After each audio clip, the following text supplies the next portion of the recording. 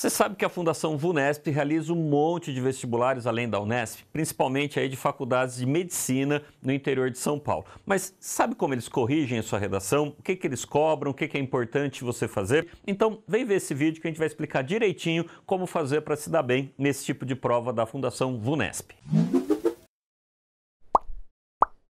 Antes de mais nada, vale a pena ver a grade de correção deles. São 3 critérios. O primeiro vai de 0 a 3 e os outros de 0 a 4. Então, a nota máxima para eles vai ser 11. Ô, professor, mas eu vi aqui que na Unesp a nota vai até 28. Ô, professor, eu vi que na FAMERP vale 20, não é 28, nem 11. Ó, gente, com calma aí, pera aí, ó. É o seguinte, a Fundação VUNESP, ela vai corrigir de 0 a 11, mas depois eles fazem a conversão. Aquela regrinha de 3 básica. Na Unesp, por exemplo, ó, se você tirou 28, é porque te deram 11, a nota máxima. Mas se você tirou 25,45, é porque te deram 10 numa grade de 11, entendeu?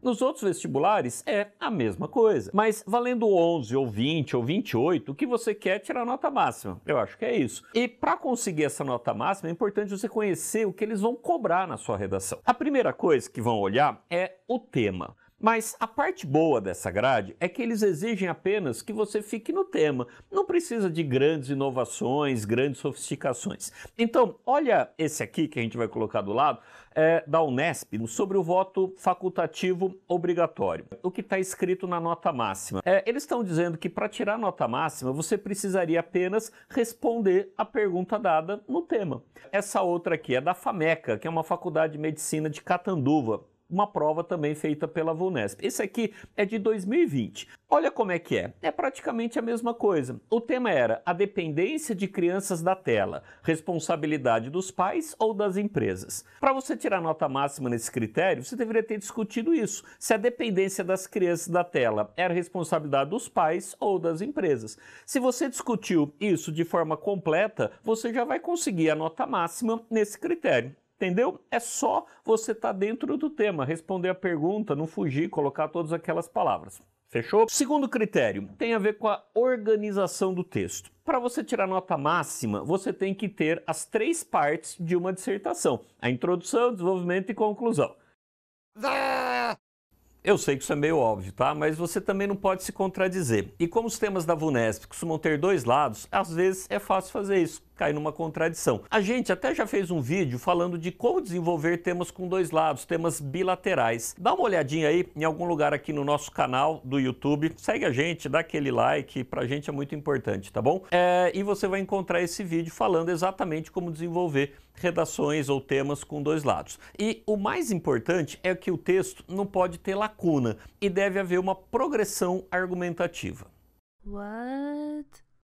Bem, vamos por partes. Ó, lacuna é quando você deixa de explicar alguma coisa. Por exemplo, você cita lá no tópico frasal de um argumento que as empresas devem ter responsabilidade social, mas no desenvolvimento você diz que elas buscam lucro e não fala nada sobre responsabilidade social. Você colocou uma coisa lá no tópico frasal que não desenvolveu. Isso é lacuna. Ou você fala que o voto deve ser facultativo, porque em uma democracia devemos ter liberdade. Mas aí no parágrafo você sai falando de liberdade e não faz a relação entre democracia, liberdade de voto facultativo, que foi o que você tinha se proposto a falar. Isso é bem comum e quando acontece algo desse tipo, você vai acabar perdendo pelo menos um ponto nessa competência ou nesse critério de correção. Já a progressão argumentativa é se os argumentos têm a ver um com o outro e com a tese que você pôs no começo. Isso quer dizer que não basta falar do voto facultativo obrigatório ou sobre a dependência das crianças em relação à tela. O que você tem que fazer é defender seu ponto de vista. E uma dica boa para ver se você tem progressão argumentativa é você inverter os parágrafos. Se isso não fizer a menor diferença, provavelmente a progressão não está lá perfeita ou muito boa. A progressão excelente é aquela em que um argumento já puxa o outro, já leva ao outro. O último critério é a questão da linguagem. Essa é bem tranquila de explicar. Para você tirar nota máxima, você não pode ter muitos erros de português. E aí entram todos eles, como acento, concordância, crase, pontuação, erros de português em geral. E a segunda parte é que tem que usar bem os recursos coesivos, que são basicamente os conectivos, os pronomes. Em outras palavras, entre os argumentos argumentos tem que ter os ganchos, como ademais, consequentemente, portanto, assim, logo. E tipo, você não pode ficar repetindo palavras, tipo, repetindo bastante, tipo, 4 vezes a mesma palavra do parágrafo. Tipo isso, repetiu muito, né? Não pode, isso tira a nota. A minha sensação em relação a essa grade é de que a VUNESP quer uma redação bem feita, bem escrita. Não precisa ser brilhante, fantástico, genial. Precisa apenas ficar bem dentro do tema e não ter lacunas na argumentação ou erros de linguagem. Para mostrar isso, eu trouxe uma redação nota máxima na Unesp de 2019 de uma aluna que foi aprovada em Direito. O nome dela é Giovana Ferretti, ela autorizou a gente usar a redação dela aqui no nosso vídeo. Em 2009, a frase tema era uma pergunta, essa aqui ó, consumo, logo existo. Eu vou ler a redação inteira. Se você achar chata essa leitura, pausa o vídeo, lê sozinho e vai para esse tempo aqui, que eu não sei qual é, mas daqui a pouco alguém põe, tá? A materialização da existência. Para o filósofo racionalista Descartes, a razão inata aos seres humanos e a consciência desse fato demonstra as suas existências, o que foi sintetizado na frase penso, logo existo. Atualmente, porém, tal afirmação aparenta não condizer com a realidade do mundo capitalista. O penso, para existir, foi substituído pelo compro, uma vez que a sociedade é constantemente influenciada pela incitação de desejos materiais, pela mídia, e a postura dos indivíduos é permeada pelo hedonismo. A priori, a sociedade atual é bombardeada por propagandas que incitam a compra como imperativa. Nesse viés, emerge o conceito de administração dos desejos do filósofo Deleuze, no qual a mídia sutilmente impõe para as pessoas que o ato de consumir é indissociável da existência no mundo capitalista, através de filmes, de novelas e de campanhas publicitárias, em que o consumo aparece como protagonista da vida dos personagens. Dessa forma, a incitação frequente da compra como protagonista nas propagandas midiáticas acarreta nos cidadãos a errônea associação de que para ser alguém hoje é necessário imprescindivelmente a ostentação de bens materiais. Ademais, nas ações individuais da atualidade prepondera o hedonismo materializado no ato do consumo. Isso, consoante o sociólogo Zygmunt Bauman, torna-se realidade na contemporaneidade, pois a busca por prazer constante e imediato, o hedonismo, é consumado na compra de meios materiais, como celulares, ou imateriais, como viagens.